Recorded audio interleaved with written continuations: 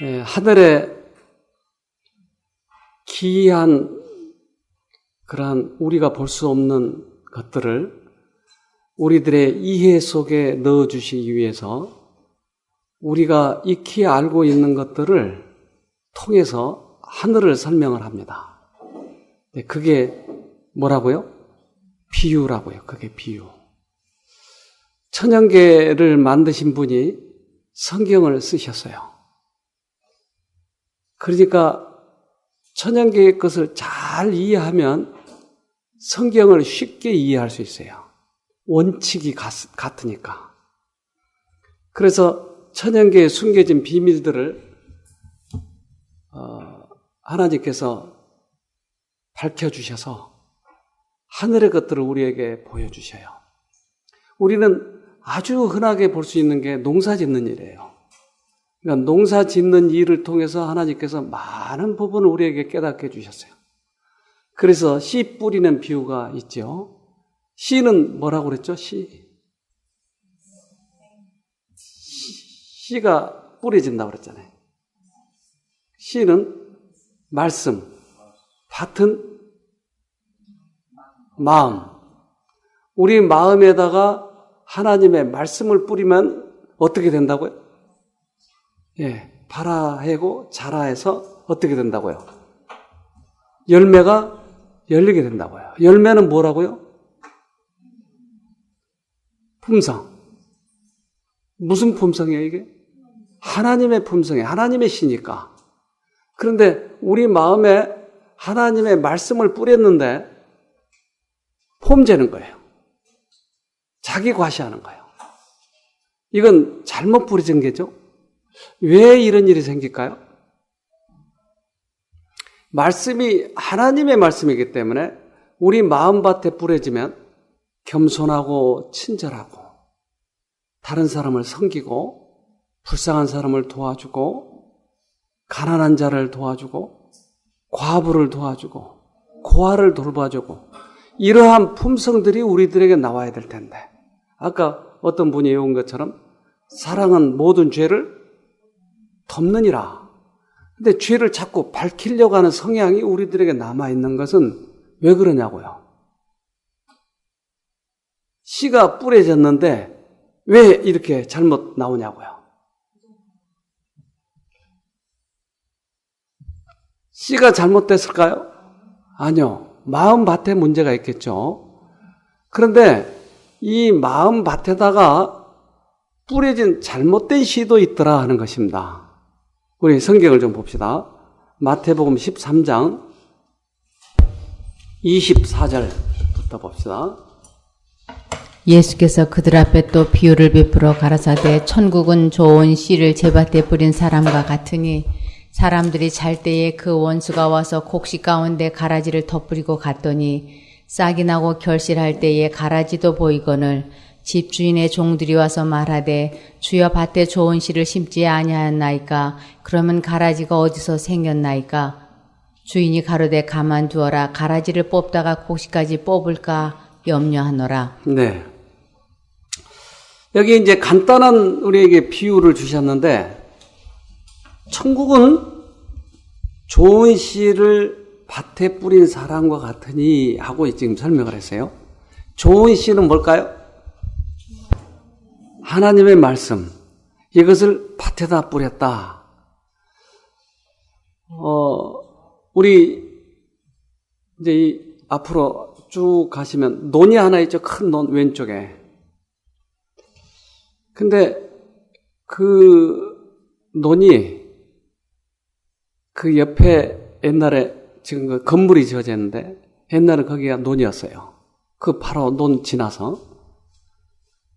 근데 그 논에는 피가 얼마나 많은지 몰라요. 피가 참 많아요. 그래서 피를 너무나 많으니까 뽑기가 어렵더라고요. 그러니까 나중에 아예 피까지 같이 길러버리더라고요. 그래가지고 추수할 때 한 번만에 추수해가지고 그거 뭐 피 있어도 괜찮으니까 그렇게 해버리더라고요. 그래서 그 주인한테 어느 날 제가 물어봤어요. 왜 이 밭에 이렇게 피가 많아요? 그랬더니 누가 갖다 피를 뿌린 것 같아요. 그래요. 피를 뿌려요? 피를 뿌릴 필요가 있을까요? 네? 그러니까 자기하고 원수진 사람이 몰려와서 뿌려버리고 간 거예요. 골탕 먹으라고. 사단이 우리 마음밭에다 피를 뿌려버리고 갔어요. 누구 골탕 먹이려고? 누구? 예수를. 그러니까 예수님에 대한 보복. 우리 밭에다 좋은 씨를 뿌리면 선하고 행복하고 기쁘게 살아갈 씨가 발할 텐데 여기에다 가라지를 뿌려버린 거예요. 그러니까 악하고 원수를 갚으려고 하고 상대방의 잘못만 지적하려고 하고 이러한 가라지 씨가 생겨버렸다 이 말이에요. 이것은 예수님에 대한 보복으로 사단이 뿌린 거예요. 사단이. 그래서 이 가라지가 어디서 생겼나이까 하고 물어보니까 뭐라고 그래요? 뭐라고 그랬죠? 주인이 가로되 원수가 이렇게 하였구나. 원수가 그렇게 했다. 그래서 우리들이 변종이 나오고 가라지가 이렇게 나오는 것은 원수가 그렇게 했다. 원수가. 자, 다시 38절 읽어봅시다.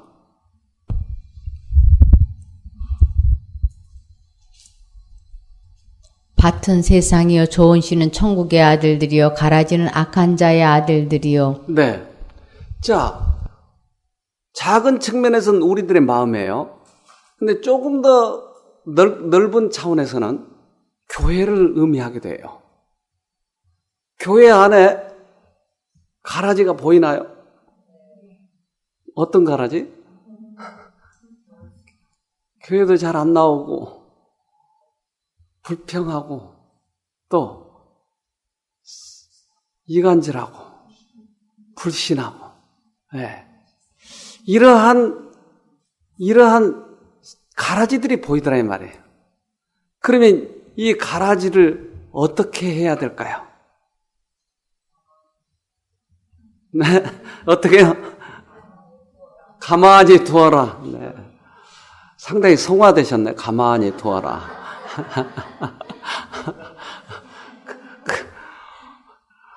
근데 나는 성화가 덜 돼가지고 자꾸 뽑고 싶어. 그래서 저 가라지를 어떻게 뽑아버릴까? 그래서 설교를 아주 좀 독하게 해가지고 저 가라지를 뽑아버릴까? 하나님은 벌 주신다 이렇게 설교를 해버릴까? 이런 내 마음에 이런 충동이 느껴진다니까요. 가라지를 뽑고 싶은 충동. 그런데 제가 예수님을 보았어요. 하늘에는 말이에요. 전쟁이 있었죠. 근데 이 전쟁에서 누가 졌어요? 사단이 졌어요. 마귀가 졌어요. 그런데 하늘에서 그 전쟁이 있기 전에 죄라고 하는 것이 천사장에게 들어왔어요. 그래가지고 이 천사장의 영향력이 퍼지기 시작하는 거예요. 천사들에게. 그걸 하나님이 아셨을까요? 아셨어요? 그런데 왜 가만두셨어요? 네? 사단도 피조물이라고요? 피조물인데 왜 가만두냐고요? 지금 악이 진행되는 것을 보고 있잖아요. 죄가 들어왔다고요. 사단 속에서 이게 부글부글 끓고 있다고요. 이걸 천사들이 가서 얘기하고 있는 거예요. 야, 하나님은 나쁜 사람이야. 하나님은 우리를 강제로 율법을 지키게 하려고 해. 강압적이야. 그리고 천사들에게 계속 지금 퍼뜨리고 있다고요. 근데 왜 가만둬요?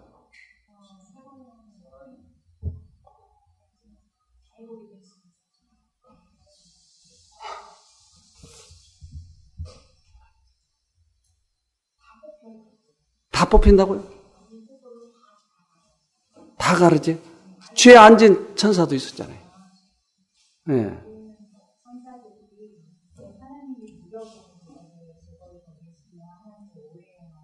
네, 그러니까 이 천사가 죄를 지은 것을 뽑아버리면 다른 천사들이 하나님의 품성에 대해서 오해하겠네요.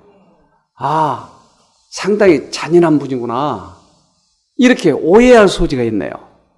또요. 왜 기다리냐고요? 마지막 때. 가라지가 변할지 모르니까, 네, 가라지가 다시 알곡으로 변할지 모르니까, 그런 사람들 있나요? 누구요?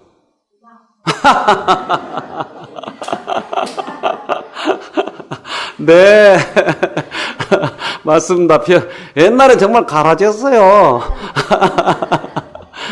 근데 변해 갑니까? 네, 우리를 봐서라도 알 수 있죠. 성경의 인물 중에 있나요? 누구요? 바울도 있죠. 또 성질 잘 내고 맞아, 베드로, 예, 요한. 그러니까 변할 수 있는 가능성이 있다고 하는 것이에요. 그러니까 그 바울이 변화되기 전에 사람들의 눈으로 볼 때는 어땠을까요, 이 사람? 이 사람을 뭘로 봤을까요? 가라지로 보는 거죠. 그러니까 그때 가라지를 뽑아버렸으면 어떻게 될까요? 큰일 날 뻔했죠. 우리 교회도 그런 가라지가 있을까요? 변화될 가능성이 있는 가라지가 있을까요? 그렇죠. 그러니까 우리들의 판단력과 하나님의 판단력은 다를 수 있을까요? 내 생각은 네 생각과 달라서 하늘이 땅보다 높은 같이 내 생각은 너희 생각과 다르다. 그러니까 우리들은 가라지를 뽑고 싶은 성향이 있는 거예요. 이게 어디서 온 걸까요, 이게? 우리들의 판단력이 좋다고 생각한 그것이 어디서 온 걸까요? 예. 그러니까 가라지를 취급한 방법을 지금 우리에게 보여주시고 있는 거예요. 하나님은 사단을 언제까지 지켜보았다고요?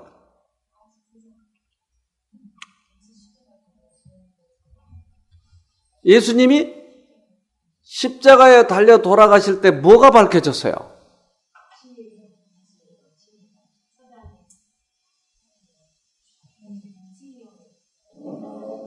사단의 품성과 하나님의 품성이 거기에서 여실히 드러났던 것이에요.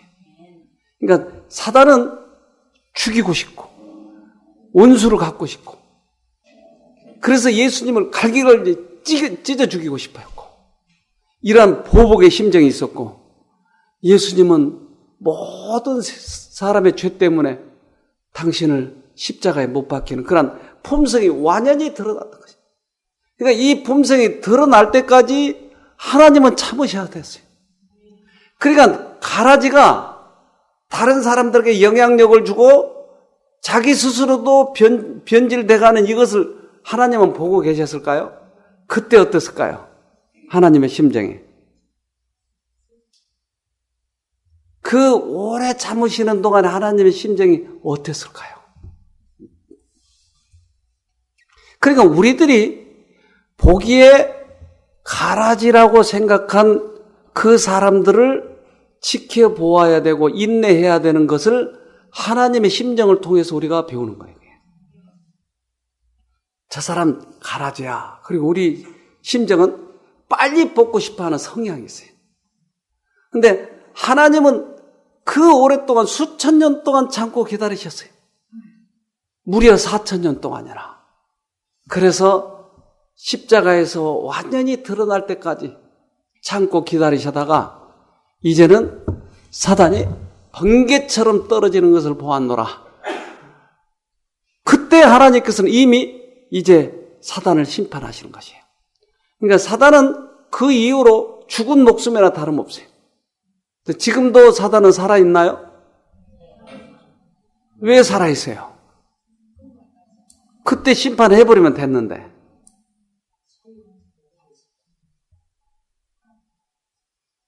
사단은 이미 품성이 다 드러났어요. 예수님의 품성도 온 우주가 다 봤어요. 그렇기 때문에 내가 심판하겠다고 그때 말씀하셨어요. 사단은 이미 심판을 받았어요. 근데 사단을 살려두신 이유가 있다 이 말이에요. 제가 여기 이제 정신의 상처를 받은 사람들이 자주 오잖아요. 그러면 이 사람들이 사단의 많이 종노릇하고 있다고요. 그러면 이 사람들이 나에게 하는 행동이 너무나 무례해. 도덕적이지도 않아. 그러니까 내가 나의 성질이 극한에 다다를 때까지 성질을 내게 하는 경우가 많아요. 그러니까 조금만 내가 더 잘못 견디면 이게 뚜껑이 열릴 것 같다. 피시피시피시. 왜 그가 나를 그렇게 잘 아는지를 몰라요. 그러니까 처음에는 내가 참으려고 해요. 근데 하나님을 쳐다보지 않으면 도저히 참기가 힘들 때가 있어요. 근데 나는 그러한 성질이 나에게 전혀 없을 거라고 생각이 됐어요. 근데 그가 나를 건드릴 때야 내 속에 이런 게 있었네. 이것을 알게 되더라고요, 내가. 그러니까 그것을 위해서 기도한 거예요. 누가 나를 건드렸어요? 그러니까 나를 뜯어 고치기 위해서는 누가 좀 필요해요? 사단이 나를 건드리는 게 좀 필요하더라고요. 죄를 그대로 안고 있으면 죄가 내 안에 있는지를 모르는 거예요. 근데 그 사람을 통해서 나를 건드리니까 내가 뜻밖이었어요. 이런 게 나한테 들어있었네. 그러니까 하나님을 붙들고 이것을 고치기 위해서 얼마나 붙드는지 몰라요. 우리 시편 139편 봅시다. 시편 139편 23절입니다.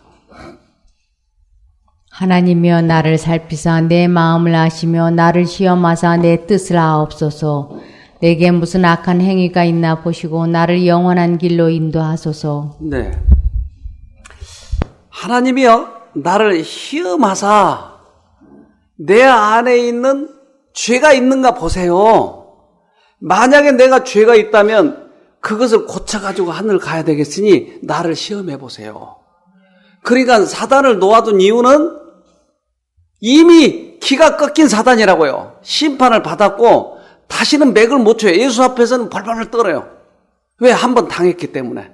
그러니까 지금 살려둔 이유는 내 안에 있는 악한 어떤 것이 있는가 보아가지고 나를 뜯어 고쳐서 하늘 가도록 하기 위해서 살려놨다 이 말이에요 지금.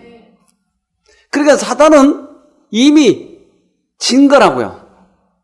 그러니까 우리는 예수님이 이겨놓은 싸움을 싸우고 있는 거예요. 그리고 우리가 사단을 이길 수 있는 방법이 있을까요? 어떻게? 그래, 이겨놓으신 그분을 붙들면 언제든지 이길 수 있는 거예요. 그래서 사단은 이미 죽은 목숨이나 다름없는데 이 십자가에서 완전히 품성이 드러났다 이 말이에요. 그렇다면 우리 안에도 가라지를 뿌려놓은 사단이 지금 뿌려놓은 사람이 있을까요? 언제까지 기다릴까요?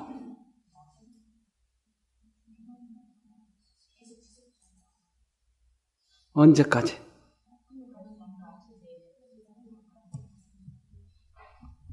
우리들의 품성이 완전히 드러날 때까지. 어떤 사람은 재림될 거예요. 어떤 사람은 죽기 직전일 거예요. 어떤 사람은 하나님의 심판이 이를 때도 있어요. 소돔과 고모라는 완전히 드러났기 때문에 심판이 있는 것이었어요. 노아 방주는 완전히 드러났기 때문에 심판이 있었던 것이에요. 그러니까 우리의 품성이 알곡인지 가라진지 이것이 드러날 때는 우리들의 생명이 유지되는 그때예요. 이미 죽은 다음에는 우리들의 품성을 고칠 수가 없어요. 그래서 이 가라진지 아닌지가 드러나야 돼요. 우리 안에서. 언제까지 아까 살려둬야 된다고 그랬어요? 가라지를 뽑지 말고.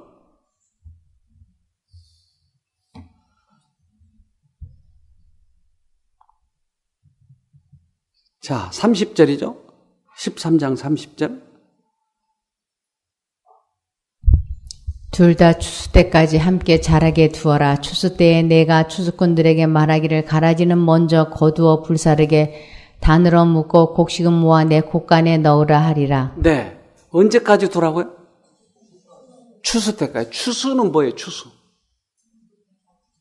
추수는 열매를 거두는 거잖아요. 열매는 아까 뭐라고 그랬어요? 우리들의 품성. 그러니까 품성이 자랄 때까지 놔둬라. 이게 핀지 곡식인지 완전히 자라는 것을 보자. 자라고 나면 이게 피는 잘라버려야 되잖아요. 그러니까 예수님이 재림하실 때 우리들은 심판을 할 수도 있고 그 곡식이 완전히 피가 완전히 자라버려서 그것이 이제는 추수 때가 됐을 때는 국가적으로 추수할 때도 있고 개인적으로 추수할 때도 있더라 하는 것이에요. 그러니까 가장 중요한 것은 우리가 이 목숨이 살아있는 동안에 우리들의 곡식이 자라야 된다고 하는 것이에요. 그러면 가라지도 우리가 기다려줘야 될까요? 그런데 왜 성급해요 우리가? 아닌 줄 알고 우리 눈에는 아닌 줄 알고 그래서 이럴 때마다 추수꾼에게 이걸 맡기는 것이 인내예요. 심지어 우리 자식들도 그렇게 속썩이잖아요. 저놈이 저거 사람 되겠어 저놈? 어이구 저 왼수.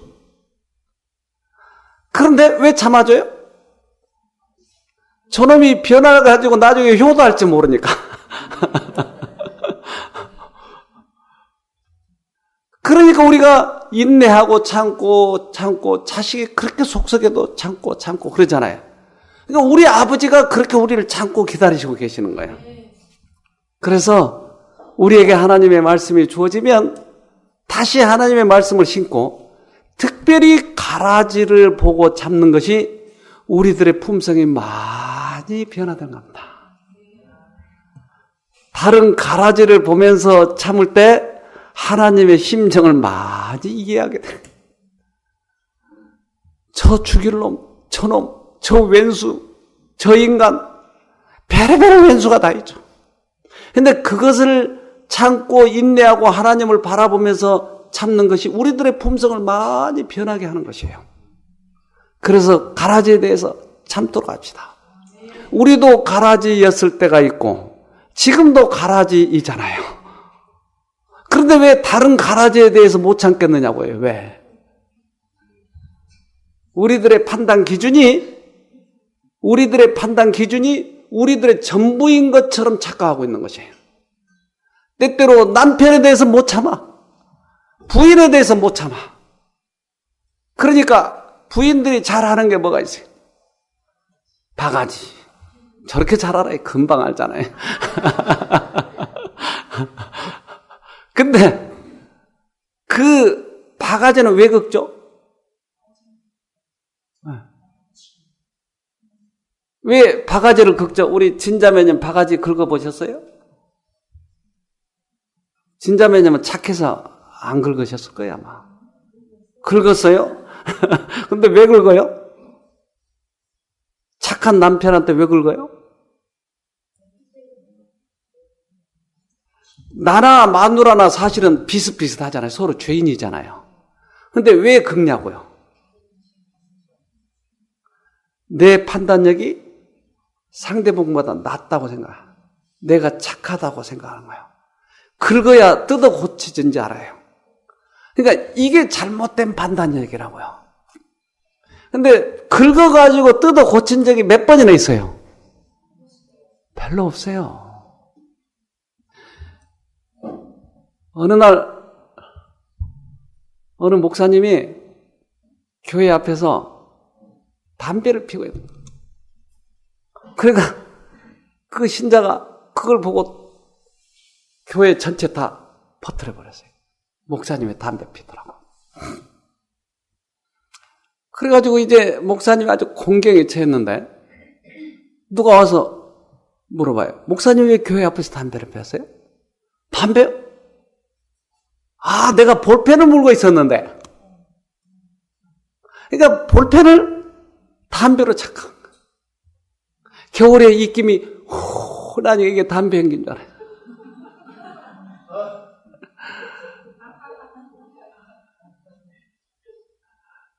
그거 왜 그렇게 퍼뜨렸어요? 자기 생각이 담배인 줄 알고. 근데 우리는 이러한 실수를 얼마나 많이 하냐고요. 우리의 판단 기준이 전부인 것처럼 생각하는 것이. 그런데 만약에 그러한 사람을 보면 어떻게 하라고 하는지 우리 갈라디아서 6장 1절에 나옵니다. 갈라디아서 6장 1절. 형제들아, 사람이 만일 무슨 범죄한 일이 드러나거든 신령한 너희는 온유한 심령으로 그러한 자를 바로잡고 내 자신을 돌아보아 너도 시험을 받을까 두려워하라.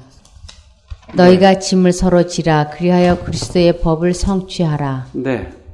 자, 사람이 범죄한 일을 보거든 어떻게 하라고요?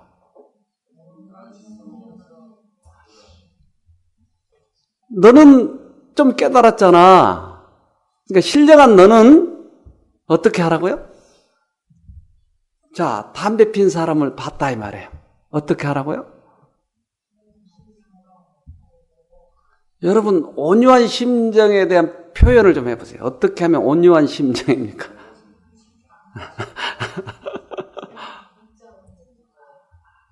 온유한 것은 하나님의 심정이잖아요. 하나님 심정으로 가서 내 목숨을 내놓더라도 예수님은 우리들에게 때때로 잘못을 견책하신 적이 있어요. 그분은 우리들의 죄값을 지시고 죽을 각오를 하고 우리들에게 말씀하신 거예요. 그러니까 당신의 목숨을 주실 각오로 말씀하시니까 우리들이 감동이 되는 거예요, 거기에. 그러니까 마음을 바꾸는 거예요. 그런데 우리는 상대방의 잘못을 뜯어 고치려고 할 때 내 목숨 주려고 하죠? 천만에 손가락 하나도 안 줘. 그러니까 상대방의 마음이 나에게 전달되는 거예요. 저 사람이 나를 비난하려고 하는구나. 이것을 알아. 그냥 말을 안 들어요. 이 온유한 심정으로 말한다고 하는 것은 우리 아이가 중학교 때 얼마나 속을 썩였는지 한번. 왜 그러냐면 다른 나쁜 아이하고 이렇게 내가 가장 경계했던 그 아이하고 맨날 놀러 다니는 것이 이게. 그래서 너무 속이 상해. 근데 얘가 이때 못 돌아오면 돌아올 수 있는 기회가 별로 없을 것 같은 생각이 드는 것이에요.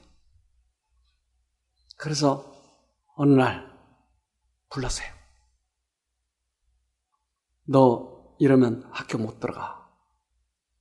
그리고는 매를 딱 들었어요. 제가 매를 세게 때려본 적은 그때 가장 그랬던 것 같아요. 다른 것은 생각이 잘 안 나요. 어쩌면 매라고 드는 것은 처음이었는지도 모르죠. 그래서 얘가 자기 잘못을 깨닫고 아빠의 심정을 이해하고 때때로 아이들이 아빠 나 매 때려줘 하는 표정이 있어요. 언제인지 아세요? 자기 스스로는 돌이킬 수 없는 그러한 때가 있어요. 그때는 아빠의 매를 원하는 눈치가 있어요. 그래서 엎드려. 그리고는 몇 대를 때렸어요. 근데 얘가 아빠의 심정을 읽고 있는 거예요, 이게. 그때 얘가 확 돌이키는 거예요. 그러니까 그때 그 아이하고 이렇게 결별한 것이 지금까지 안 만나더라고요, 그 아이하고. 그러니까 아빠의 심정을 이해하니까 아이가 돌아오는 거예요. 만약에 이 아이를 패고 싶은 마음으로 분노로 때렸다면 이 아이 돌이키지 않을 거예요. 그러니까 온유한 심정으로 어떻게 하라고요? 그를 어떻게 하라고? 온유한 심정으로 바로 잡으라. 그러니까 하나님의 심정으로 가서 얘기하라 그러면. 그런데 이런 사람을 돌이킬 때 무엇을 조심하라고 그랬어요? 자신도. 이 말이 무슨 말이에요? 자신도 시험 받는다는 말이에요. 네? 네, 감정을 하는지. 예. 그러니까 시험을 받는다는 말은 내 판단 기준으로 이 사람을 판단하고 뜯어 고치려고 하고 때리려고 하고 이런 내가 분노해버린 내 마음이 그것이 시험에 빠져버린 거예요. 그러니까 상대방의 죄를 지면 죄와 죄인을 구분하고 하나님 심정으로 다가가야 될 텐데 나의 분노가 상대방을 뜯어 고치려고 하는 이것이 시험에 빠지는 것이 이게. 또 하나는 시험을 빠진 사람을 보면 이런 생각이 들더라고요. 제가 여기 미군 부대 여기 있었어요. 여기 가까이. 지금도 있어요. 그 미군 부대 뒤 골목에 가면 술집이 쭉 이렇게 있어요. 미군 부대를 상대로 한 술집. 어느 날 전도를 그쪽으로 이제 하러 갔어요. 첫날 갔다 오는데 가서 이제 전도지도 주고 얘기도 나누고 그러는데 약간 야릇한 기분이 드는 거예요. 무슨 기분? 한 잔. 나도 저 사람과 한 잔. 근데 이 술집의 여자들이 옷을 제대로 안 챙겨 입고 있는 거예요. 그리고 이 말투가 다 그냥 쌍말이고 유혹하는 말이고. 그러니까 전도를 하러 가가지고 어떻게 해요? 내가 시험을 받는 거예요. 그래서 그다음부터 내가 안 갔어요. 다른 방법으로 전도해야 되겠구나. 그러니까 내가 상대방에게 전도하려고 갔는데 영향력이 나에게 오는 것이게. 같이 죄를 짓고 싶어하는 마음도 생기는 것이게. 그러니까 온유한 심정으로 하나님의 심정으로 그 사람들을 바로 잡아야 되고 나도 시험에 들지 말아야 되고 이것이 가라지에 대한 마음에게 가라지를 어떻게 대할 것인가. 우리 이 산에 지금 여름이니까 아주 녹음이 져서 푸르고 좋죠. 근데 겨울은 어떻던가요? 겨울은 낙엽이 다지죠. 그럼 뭐만 남아요? 또 어떤 나무는? 침엽수는 그대로 푸르르게 남아있어요. 지금은 교회 안에가 그래요. 모두 다 푸르러, 모두 다 교인이에요. 네, 추수가 때가 되면, 겨울이 오면 뭐만 남아요? 그렇죠. 침엽수만 남는 거예요. 그때는 품성에 하나님을 닮은 사람들만 남을 거예요. 근데 그것을 누가 추수하느냐? 하나님이 추수하는 거예요. 그러니까 추수를 누구에게 맡겨야 돼요? 나에게 맡겨야죠, 나에게. 근데 우리는 우리가 추수꾼인 양 생각해서 자꾸 내가 추수하려고 하는 거야, 내가. 그래서 상록수가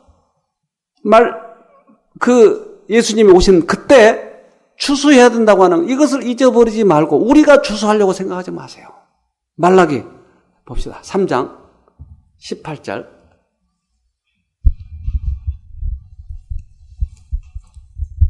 그때에 너희가 돌아와서 의인과 악인이며 하나님을 섬기는 자와 섬기지 아니하는 자를 분별하리라. 네. 그때 주님께서 오셔서 의인과 악인을 분별해서 추수하겠다고 하는 거예요. 그래서 이 세상에 있는 모든 사람은 가라질 수도 있고 알곡일 수도 있고 교회 안에도 섞여 있다고 말씀하시는 거예요. 그러니까 교회가 그렇게 가는 거예요. 언제까지? 내년까지? 예수님 재림할 때까지 섞여 있다고 하는 것이에요. 근데 이것에 대해서 우리가 분노해버리는 것은 내가 속은 거예요. 그러니까 섞여 있는 사회에서 어떻게 이 뜻을 이루어가느냐, 이거 참 지혜더라고요, 지혜. 그럼 우리 마누라가 갈아질 수도 있을까요?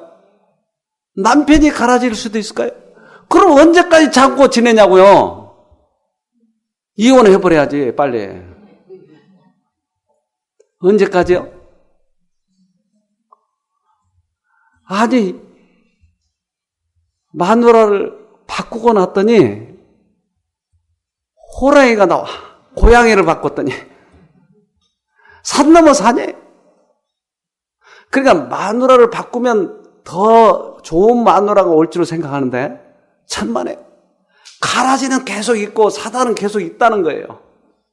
그러니까 바꿔서 우리가 해결하자고요? 아니요. 그 마누라가 나를 훈련시키고 있는지도 모르니까, 나를 알곡으로 바꿔주는 그런 마누라일지 모르니까 잘 데리고 살자고요. 그러면 추수 때 우리가 알곡이니까 추수가 되잖아요. 그러면 나중에 그 마누라 때문에 내가 하늘에 왔다고 얘기할 수 있잖아요. 얼마나 고마워요. 그러니까 될 수 있으면 호랑이 같은 마누라를 얻자고요, 우리. 결론 이상하네. 비록 내 눈에 그렇게 보이더라도 인내하고 참고 하나님을 쳐다보는 동안에 내가 바뀌는 거지. 내가 바뀌면 상대방도 바뀔까요? 맞아요. 남편이 바뀌고 부인이 바뀌면 부인이 남편을 보고 저 사람 바뀌네. 저 사람 속에 뭐가 있지? 그리고 나도 하나님 봐야 돼. 이러면서 바뀌는 것이에요. 그러니까 상대방을 바꾸고 싶으면 누가 먼저 바꿔야 돼요? 다시 한번. 상대방 바꾸고 싶으면 누가 먼저 바꾸자고요? 그대로 하십시오. 그러면 될 겁니다. 자, 우리 성경 봅시다. 야고보서 4장. 야고보서 4장 7절.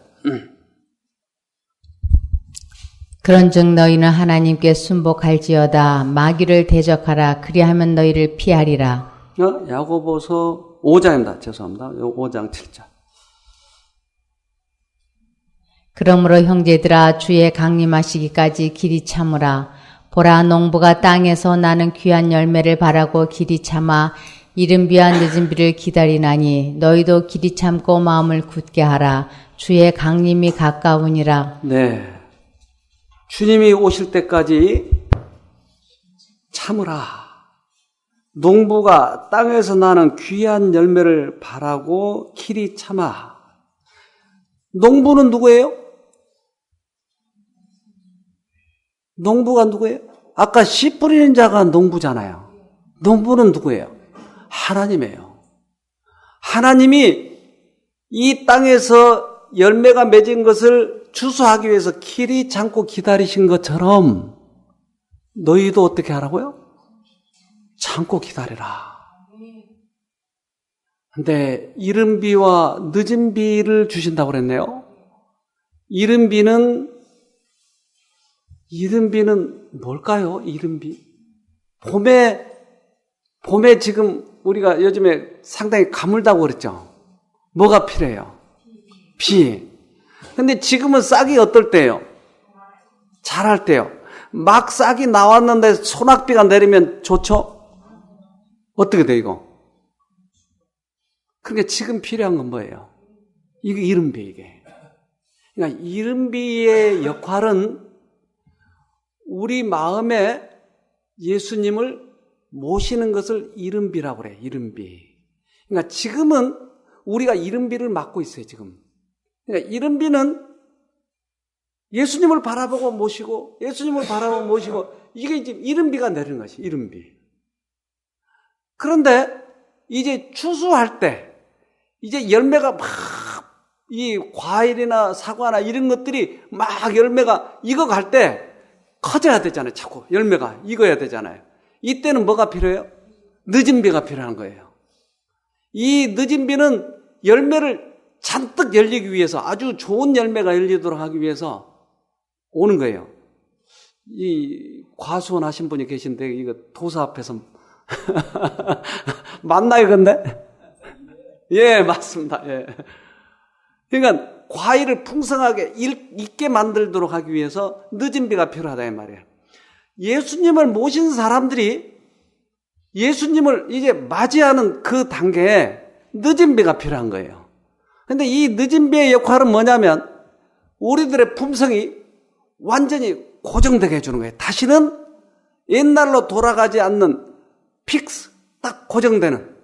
그러니까 하나님을 닮은 그런 품성으로 고정되는 역할을 하는 게 늦은 비예요. 그러니까 이 늦은 비를 지금 맞이해야 할 시기가 점점 다가오고 있어요. 개인적으로 늦은 비가 오는 사람도 있어요, 지금.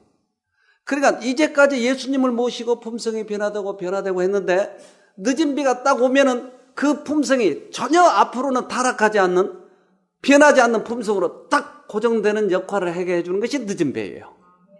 그러니까 이 늦은 비에 하는, 늦은 비를 맞은 사람의 역할이 또한 뭐냐면 큰 외침을 외치는 거예요.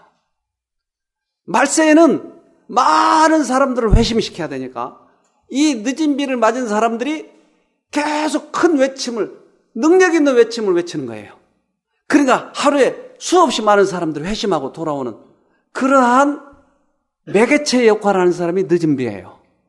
그러니까 이른 비와 늦은 비를 우리가 맞아야 되는데 그래야 우리가 이제 하늘로 이 추수돼 가지고 올리는데 어떤 사람은 그렇게 얘기해요. 말세 한 번만에 내가 성령을 받아가지고 하늘 가겠다. 그렇게 얘기해요. 근데 늦은 비는 꼭 이른 비를 경험한 사람에게만 옵니다. 그래서 지금 우리에게 기회가 주어졌을 때 하나님의 말씀을 우리 마음에 적용하고 성령을 모시고 하면서 변화돼 가면 늦은 비를 틀림없이 맞는 것이에요. 근데 갑자기 하늘로 쑥 올라간다? 그렇게 되지 않아요. 농부는 추수를 때 이른 비와 늦은 비를 보내서 우리를 추수하려고. 그러니까 지금 여기에 우리가 온 이유는 어떤 분은 병을 고치기 위해서도 오셨고 어떤 분은 쉬기 위해서, 어떤 사람은 성경을 더 많이 배우기 위해서도 오시고, 그래요. 여러 가지. 그런데 내가 병이 든 이유는 왜요?